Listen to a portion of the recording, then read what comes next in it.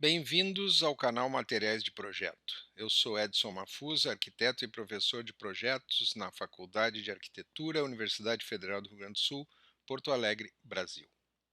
Estou de volta com mais um vídeo sobre projeto arquitetônico, desta vez para falar do que era considerado por Arne Jacobsen seu projeto mais importante, o St. Catherine's College em Oxford, na Inglaterra, projetado a partir de 1959 e terminada a construção em 1964.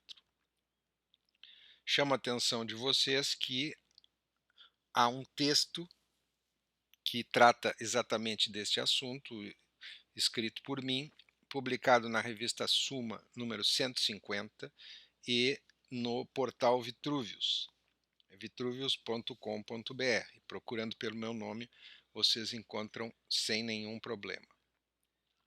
O primeiro aspecto a ser considerado aqui é o arquiteto, é quem projetou esse college. E eu quero dedicar alguns minutos a ele porque Jacobsen, apesar de ser um dos arquitetos mais importantes no século XX, é um arquiteto muito pouco conhecido, na América do Sul pelo menos, ou ele não tem a consideração que deveria ter por parte de professores e de estudantes. Tenho certeza que muitos estudantes de graduação e pós-graduação nem sabem que ele existiu. Mas ele é um arquiteto desses que a gente poderia dizer um arquiteto completo, dos quais há poucos na história da arquitetura. Lembro aqui de Hoffman, Joseph Hoffman, lembro do Frank Lloyd Wright, arquitetos que projetaram de tudo. Jacobsen é bastante conhecido por muitos dos seus edifícios. Aqui nós vemos pelo menos três deles, o Hotel Royal SAS, a Escola Munkegaard, a Prefeitura de Rodovre, assim como outros. O Banco Nacional da Dinamarca, em que aparece essa fantástica escada no saguão de entrada, a Biblioteca de Rodovre, exatamente na frente da prefeitura, e dois edifícios no exterior, a sede da companhia HEW e a Embaixada da Dinamarca em Londres. Mas o que poucos sabem, mesmo aqueles que conhecem alguma das obras do Jacobsen, é que ele foi capaz de projetar absolutamente de tudo. O mobiliário dele é usado em todo o mundo. Por exemplo, esta cadeira que aparece em branco aqui em cima é uma cadeira que metade dos bares do mundo utiliza. Ela é derivada desta aqui, da formiga, a ant, que levou à criação desta chamada Série 7, que é uma cadeira construída industrialmente em vários países. Também essa poltrona Egg é de autoria dele, a poltrona Swan, né, cisne e ovo, ou seja, mobiliário, há muitas peças feitas por ele. Mas não só isso, luminárias de todos os tipos, luminárias fixas e móveis, luminárias de teto e parede, metais para banheiro e cozinha, feitas com uma sutileza enorme e com pouquíssimos elementos, numa economia de meios tremenda. Além dos metais, talheres e utensílios de cozinha, né? Abridor de garrafas, cinzeiro, talheres, conjuntos de chá. E não apenas isso, ele chegou a projetar tecidos e relógios, relógios de pulso e de parede. Portanto, esse é o arquiteto que projeta o St. Catherine's College, que é dos projetos dele, talvez seja um dos menos conhecidos, talvez pela pouca exposição que teve. O segundo tema a ser esclarecido é a natureza desse trabalho. Muitos podem pensar que um college é uma faculdade, quando na verdade não é. Um college é algo que só existe nos países anglo-saxônicos, e dos quais existem 39 em Oxford. Um college é uma entidade independente em todos os sentidos, até o financeiro. Embora eles sejam partes de uma universidade, cada college tem sua independência. Parte do estudo acontece nos colleges, assim como a vida social, esportes e entretenimento. O programa típico de um college consiste em moradia para entre 200 e 400 estudantes, para o presidente e os tutores, refeitório, biblioteca, bar, salas de estar, separadas para os diferentes níveis de estudantes, capela e, em alguns casos, até quadras esportivas, quando há espaço. Tradicionalmente, os colleges ingleses sempre foram organizados em torno de um pátio retangular, normalmente chamado de quadrangle ou quad, definido por longos edifícios lineares e gramado em quase toda a sua extensão, com exceção de uma faixa para circulação junto aos edifícios. Isso a gente pode ver claramente aqui em todos esses espaços retangulares. Nós temos uma faixa pavimentada em volta, como aqui, como aqui. Dada a vizinhança entre os colleges tradicionais, esses conjuntos se caracterizam por uma progressão de espaços abertos individuais claramente definidos. Digo que prestem atenção nesse edifício aqui, circular, porque depois ele vai nos servir para localizar o St. Catherine's numa planta maior. Aqui aparecem outras vistas, a vista de um quadrângulo desses, o quad do Keble College, e aqui nós vemos um refeitório e uma capela. Se estão achando esses espaços, achando que eles lembram alguma coisa, e mais precisamente os filmes da série Harry Potter, isso não é uma coincidência. Aqueles espaços do lugar onde eles estudam foram inspirados pelos colleges tradicionais ingleses. E aqui nós chegamos ao tema do vídeo, que é o St. Catherine's College, e mais precisamente a essa implantação, essa vista geral de parte da cidade de Oxford. A escolha de Jacobsen como responsável pelo projeto foi cercada de controvérsia por ele ser estrangeiro, por ser um arquiteto moderno e por não ser um dos monstros sagrados da arquitetura moderna ainda vivos no final da década de 50. Final dessa década, ainda não haviam falecido nem Le Corbusier, nem Mies van der Rohe, acredito que nem o Frank Lloyd Wright, que faleceu em 59. Talvez o modo como a obra foi recebida, com um misto de elogios e críticas negativas que perdura até hoje, se deva ao fato do arquiteto não ser britânico. No entanto, o resultado do trabalho de Jacobsen acabou se constituindo em uma das melhores obras modernas construídas na Inglaterra no século XX. Considerando essa tradição centenária dos colleges ingleses, qual seria uma abordagem contemporânea adequada desse tema? Num terreno quase suburbano, se comparado aos existentes, Arne Jacobsen demonstra ter sido sensível a essa tradição, adotando uma estratégia híbrida que combina aspectos tradicionais e contemporâneos.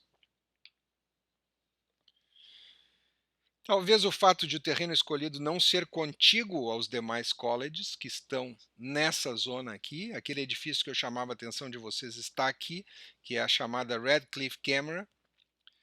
O terreno do St. Catherine's College está aqui na periferia da pequena cidade de Oxford, com terreno livre à sua volta.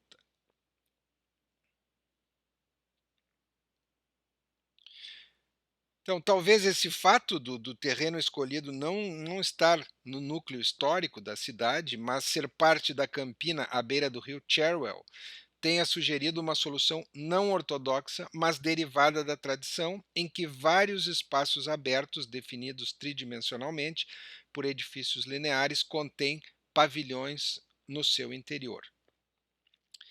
A presença de edifícios isolados não é novidade em Oxford, como comprova a presença da Radcliffe Camera na Radcliffe Square, ao lado do New College. Entre os vários aspectos da tradição respeitados por Jacobsen estão a redução ao mínimo dos corredores nos dormitórios, que resultou na existência de várias escadas de acesso, e o fato de que praticamente nenhum espaço principal abre diretamente para o quad, o que pode ser estranho, mas de nenhum modo inédito. O que talvez possa ser entendido como a interpretação moderna da tradição, realizada por Jacobsen, seja a fragmentação da edificação, a abertura parcial do pátio e a divisão funcional, em que cada bloco abriga uma atividade específica. Aqui nós vemos uma vista aérea do conjunto com uma numeração que nos serve para explicar cada um dos elementos que compõem essa imagem. Por exemplo, vamos começar pelo número 10, que é onde está o rio Cherwell, que vem vindo por aqui e vai descendo numa diagonal. Por aqui se vê, ele vai vindo por aqui e depois ele dobra por aqui. Então, o rio é importante como elemento marcador para quem se aproxima do lugar. O número 1 é o acesso a partir da rua, entrando no terreno do college. Logo entrando à esquerda está a casa do presidente, à direita a sala de música, condicionada acusticamente. Número 4 é o bloco, um dos blocos de moradia, 4 e 4, os dois blocos longos são moradia. O 5 é o quad, esse espaço aberto tradicional dos college. 6 é o refeitório, o 7 é o espaço da administração e das salas comuns dos estudantes. Número 8 é a biblioteca, o número 9 é o auditório. Em termos gerais, o St. Catherine's College se assenta sobre uma plataforma de 120 por 240 metros no sentido norte-sul. O norte-sul é esse eixo que fica paralelo à parte de baixo da tela. E o leste-oeste seria o perpendicular à tela. Entre os vários aspectos da tradição respeitados, ao longo das divisas leste e oeste se situam os dois edifícios lineares dos dormitórios, que medem 128 no sentido norte-sul por 12 metros. Ao norte, no sentido transversal, está o bloco de serviço, que abriga a cozinha, os espaços de encontro dos estudantes, que são chamados de commons em inglês, a administração, etc., medindo 80 por 26. Sobre o eixo central longitudinal foram dispostos os 3 pavilhões. O refeitório, que é o número 6, adjacente ao bloco de serviço, a biblioteca, número 8, e o auditório, número 9, todos medindo aproximadamente 33 por 22. O pátio principal, o quad, se situa em posição mais ou menos centralizada, definido pelo refeitório a norte, a biblioteca a sul e os dormitórios a leste e oeste, medindo 62 por 48. Fora da plataforma, sobre uma linha paralela a ela, se encontram a residência do presidente a noroeste, número 2, e a sala poligonal de música, número 3.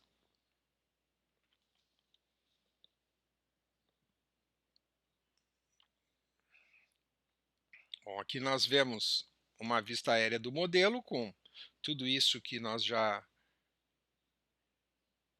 descrevemos. O que ainda poderia ser mencionado em relação ao que nós vimos antes é um outro meio de definição, um outro meio que concorre a reforçar a definição desse espaço centralizado do quad são esses elementos que combinam paredes de uns 2 metros de altura com cercas vivas e que criam um lado permeável, mas que ajuda a definir a lateral do espaço.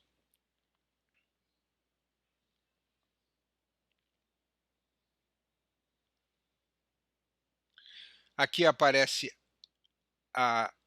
o quad definido claramente. Aqui aparecem os outros elementos. Em azul, os dormitórios. Em vermelho, sobre essa faixa no meio, auditório, biblioteca, refeitório, cozinha. E em amarelo, as partes comuns e a administração. Então, inicialmente, se nós consideramos que o conjunto todo é composto por 4 partes principais. Vamos iniciar pelo quad, que é o coração do espaço, o coração do conjunto, mesmo sendo um espaço vazio. E aqui nós vemos a aproximação a ele.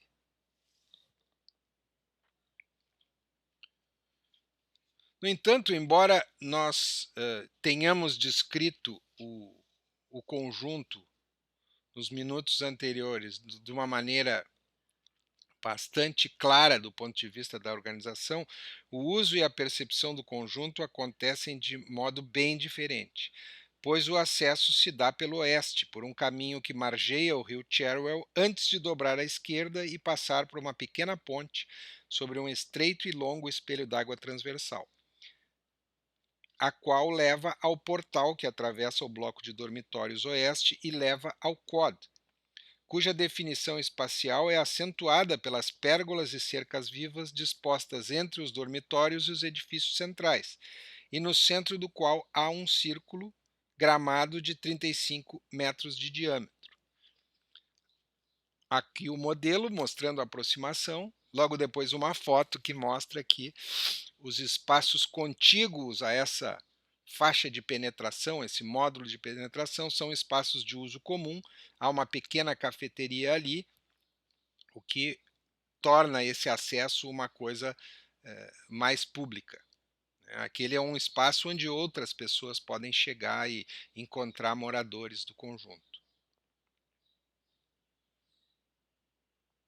Aqui nós vemos novamente o espaço do quad marcado com cor sobre o modelo geral. Uma vista do grande círculo. Aqui se vê para um dos lados, em que o quad é definido pelos dormitórios e pela biblioteca, e logo a seguir nós vemos o outro lado em que aparece o refeitório.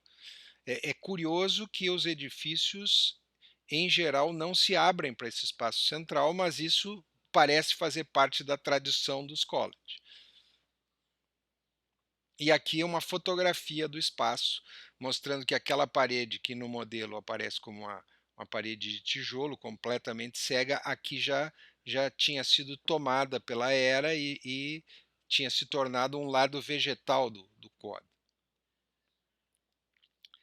Agora nós chegamos num espaço, ou num tema bastante interessante e bastante importante do ponto de vista deste edifício especificamente, que é a materialidade, baseada na exposição da estrutura de concreto armado e na segmentação dos planos de alvenaria.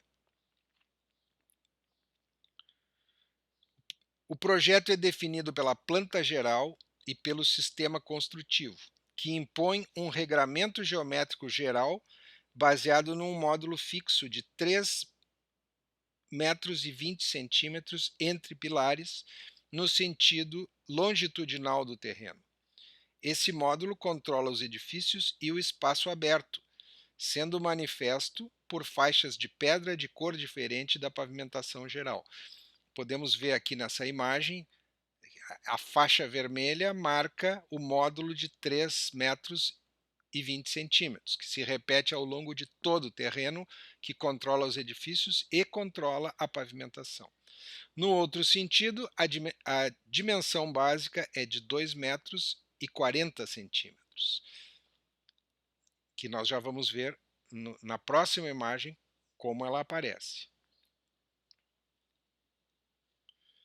Jacobsen emprega 3 soluções construtivas diferentes, uma para os dormitórios, outra para os 3 pavilhões isentos e uma terceira para o edifício bloco de serviço, o único limitado a um pavimento.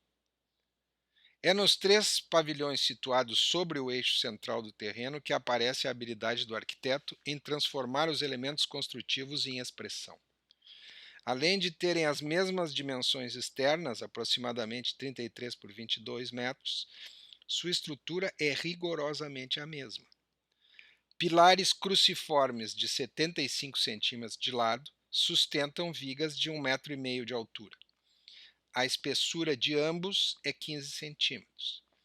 As vigas que têm 1,5 m de altura, elas têm 23 metros de comprimento, sendo 17 entre pilares, com balanços de 3 metros a cada lado.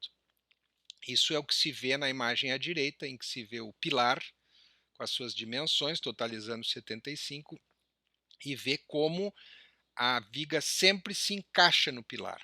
Dois desses elementos que formam a cruz do pilar seguem até a metade da altura da viga para permitir que a viga seja simplesmente encaixada neles. Cada sequência de pórticos é estabilizada por vigas transversais de 30 por 15 centímetros a cada 2,40. Isso pode ser visto. Aqui estão as vigas de 30 por 15, aqui, e aqui nós vemos a distância entre elas, que é de 2,40, conforme dito antes. Sobre cada um dos pavilhões há uma laje plana com clarabóias cujos centros distam 3,20 metros um do outro. Aqui nós vemos a clarabóia cortada e aqui em vista. Ela vai aparecer com mais clareza quando os cortes de cada um dos pavilhões aparecerem. A partir daí, as fachadas dos 3 blocos são resolvidas de modo coerente com as atividades que abrigam, embora mantenham uma característica em comum: a estrutura porticada interior se projeta no exterior. Então, tendo entendido como funciona a estrutura, ainda antes de passar adiante, convém mostrar que sempre, em todos os 3 edifícios, nós temos essa situação em que há 2 linhas de pilares, afastados 17 metros. Sobre esses pilares estão essas vigas de 23, com balanços de 3 metros a cada lado. O que vai variar é a posição do fechamento e a relação desse fechamento ou com as colunas ou com a projeção da cobertura. A cobertura sempre se projeta além dos pilares, como se pode ver aqui nesses cortes. Então vamos iniciar pela biblioteca. A biblioteca e o auditório têm um ponto em comum: os térreos são recuados em relação ao nível superior e suas paredes são de tijolos à vista. Na parte superior é onde acontece a maior diferença entre eles.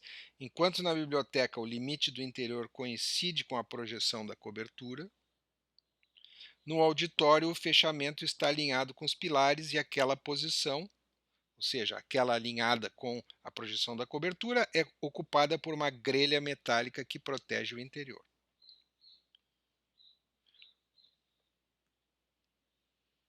A biblioteca é esse pavilhão que está colocado a sul, não, a norte do quad, marcado em azul nessa planta. E aqui nós temos as plantas da biblioteca. Outro aspecto importante do projeto da biblioteca é a existência de um segundo pavimento, uma espécie de mezanino cuja linha central coincide com as colunas cruciformes nos lados maiores da planta. Uma laje que se mantém estável com o concurso de tirantes fixados nas vigas principais. Esses mezaninos estão colocados aqui, o centro deles coincide com a linha dos pilares e aí é necessário que surjam ou que sejam colocados tirantes aqui e aqui para estabilidade dos mezaninos. Isso logo vai ficar mais claro quando a gente enxergar o próximo desenho, não esse. Este mostra a estrutura geral, os pilares cruciformes, as vigas de 1,5, as vigas de estabilização e o mezanino da biblioteca. Neste corte nós vemos várias coisas. No inferior nós vemos os tirantes, que são pendurados a partir das vigas e que sustentam essa laje do mezanino, e no corte superior, um corte perspectivado, nós vemos as clarabóias, que acontecem sempre sobre as vigas, não são de tamanho muito avantajado, permitem a entrada da luz, mas é uma luz que acaba sendo muito atenuada pela presença dessas grandes vigas aí, o que não causa maiores problemas dentro da biblioteca.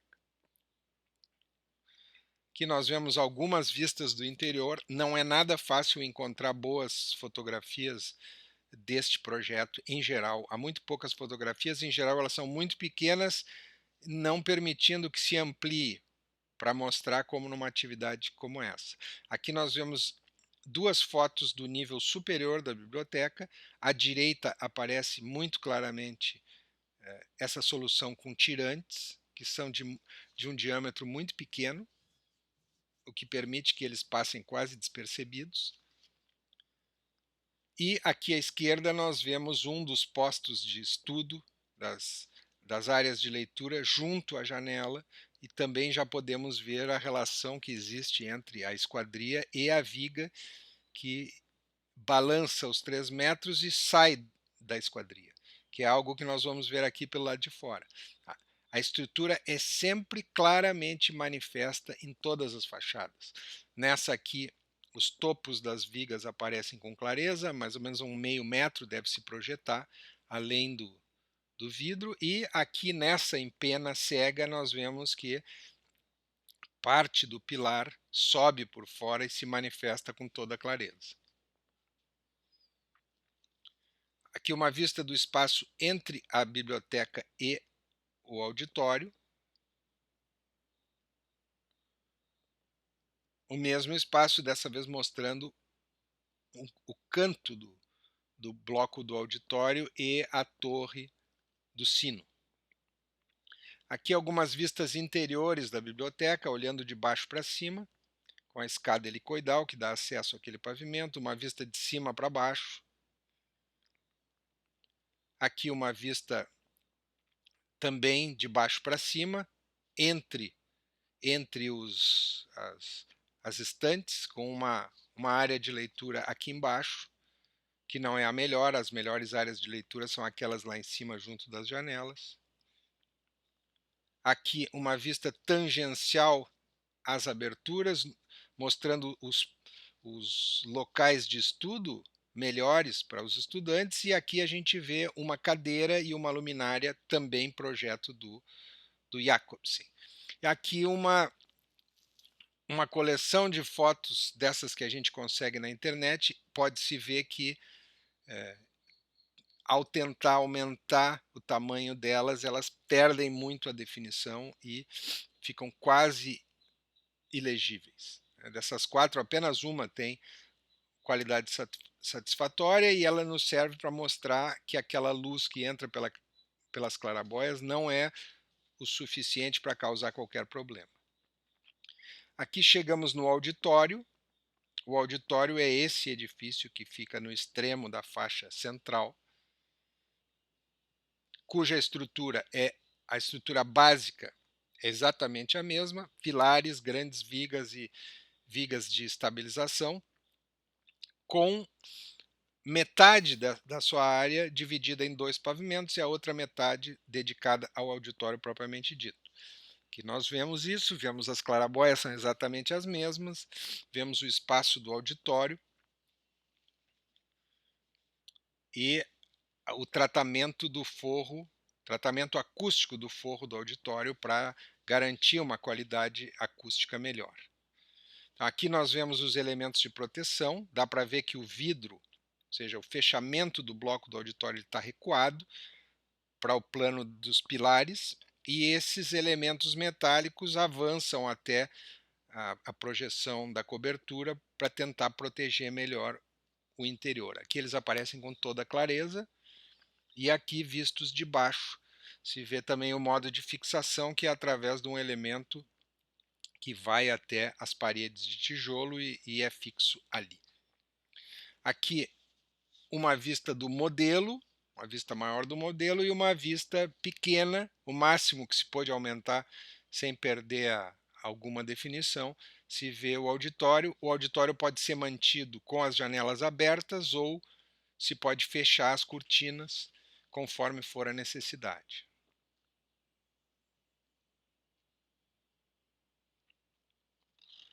Aqui uma das salas, que fica na parte que tem 2 pés direitos de altura, mostrando mais um tipo de mobiliário projetado pelo Jacobsen. E aqui outra vez o espaço entre biblioteca e auditório. Chegamos então ao edifício que tem a forma de T, ao bloco que tem a forma de T, na verdade é a combinação de dois blocos, que é este que fica aqui marcado em azul.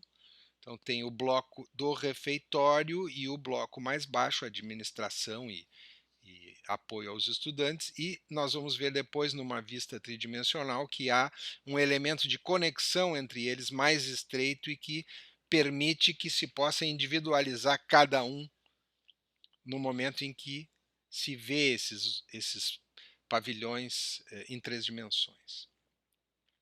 Aqui nós vemos a conexão entre os refeitórios e o refeitório, que é dado por uma pérgola, uma proteção envidraçada que permite que os estudantes saiam dos seus dormitórios, caminhem protegidos por aqui, atravessem até lá e entrem no auditório. Isso aparece aqui de novo no modelo. Se vê aquelas paredes que são, na verdade, a sustentação dessa pérgola, que é uma pérgola sustentada em apenas um lado, e as cercas vivas, e aqui nós vemos fotografias desse espaço. Não é muito diferente do modelo, permite que se vá de um espaço a outro protegido da intempérie. Isso é o que eu mencionava antes, o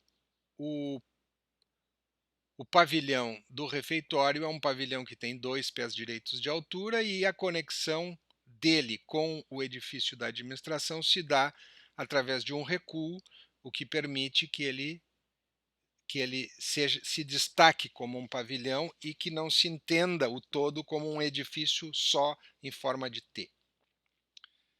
Aqui nós vemos a estrutura básica dos dois edifícios. Nós podemos ver que, embora a estrutura da parte baixa não seja a mesma daquelas, existe alguma analogia, existem essas vigas que atravessam os espaços e se projetam um pouco a partir do plano das paredes. E aonde há uma diferença em relação aos outros pavilhões é no pavilhão do refeitório. Aqui já se pode ver a relação das paredes limite com os pilares, mas aqui nós vamos ver com mais clareza. Aqui nós temos a estrutura genérica que todos eles têm, e a diferença maior aparece aqui.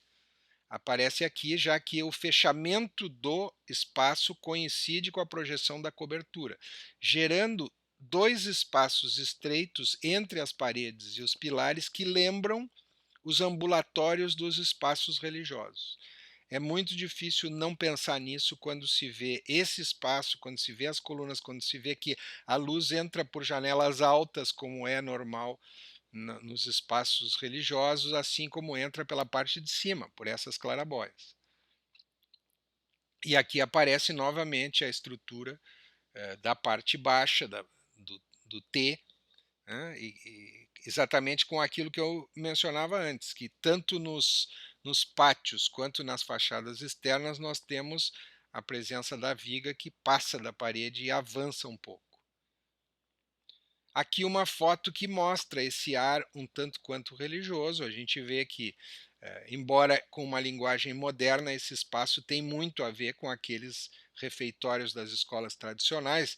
O mobiliário também tenta aludir até aquilo, as tapeçarias, a todo um rito que leva a isso. Essa outra foto também mostra com clareza esse tipo de relação entre um e outro. A luz entrando por cima, esse espaço que é o do tipo de ambulatório, uma mesa principal onde ficaria o altar, ou seja, as associações com espaços religiosos são fáceis de se fazer. E aqui novamente aparecem mobiliários do Jacobsen, luminárias do Jacobsen, como costuma acontecer na maioria dos trabalhos dele. Nesta foto nós vemos que a parte mais baixa, a parte da administração, embora ela não seja resolvida com a mesma estrutura resistente dos outros 3 pavilhões, ela mantém uma relação muito clara, principalmente na relação entre viga e cobertura e a parede de fechamento. É análoga, mas não é a mesma, né?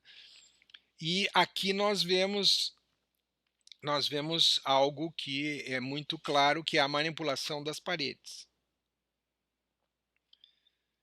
Então, se auditório e biblioteca podem ser descritos como edifícios de 2 pavimentos, o refeitório é um espaço monumental que lembra naves religiosas pela sua altura, tem 6,5 metros de altura, pelos pilares isentos e pela luz que entra pela cobertura e por janelas altas. A capacidade do refeitório é de 365 pessoas, sendo o maior refeitório entre todos os colleges de Oxford.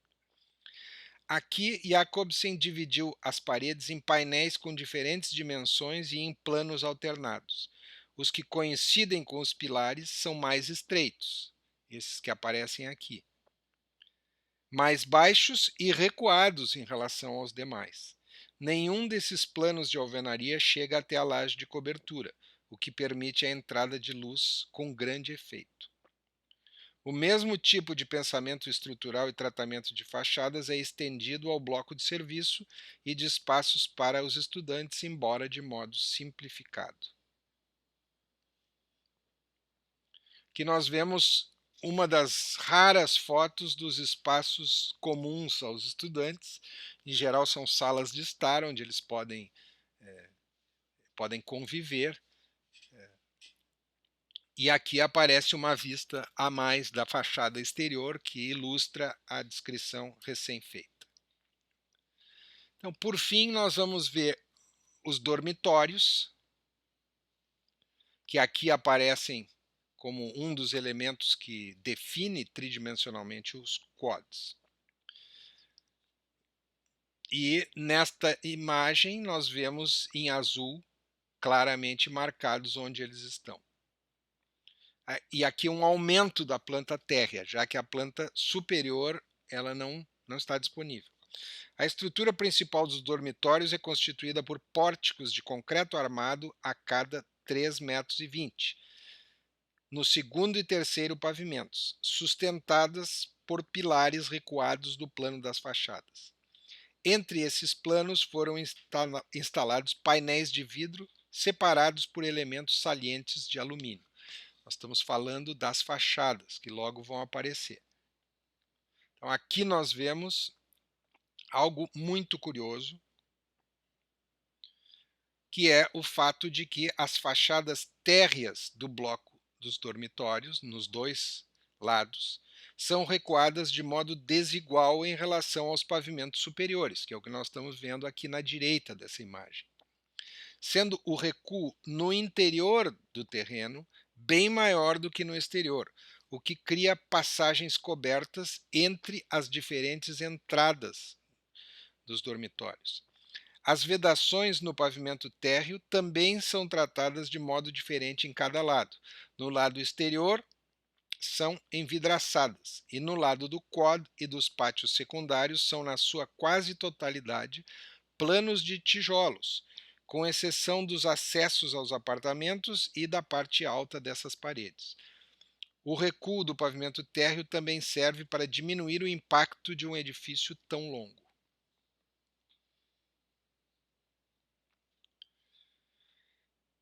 Ao contrário de muitos edifícios que consistem da repetição de um grande número de unidades iguais, nos dormitórios do St. Catherine's, Jacobsen conseguiu evitar a monotonia, criando um ritmo que alterna as paredes divisórias entre as unidades de moradia e as aletas que separam os painéis de vidro da fachada. Aqui nós vemos as paredes divisórias em concreto armado e as esquadrias que definem cada uma das unidades com essas aletas mencionadas. Pode-se dizer que a fachada dos dormitórios constitui uma variação da solução usada na prefeitura de Rodovre, em que há apenas o ritmo das aletas sem que algo denote uma escala maior. Aqui nós temos a vista externa. Essa era uma vista interna das fachadas, a vista externa é tratada da mesma maneira, apenas com esse recuo menor do lado de cá, e aqui nós temos a comparação com a fachada de Rodovre, em que essa fachada se repete absolutamente igual por mais ou menos 100 metros, o que causa uma certa monotonia.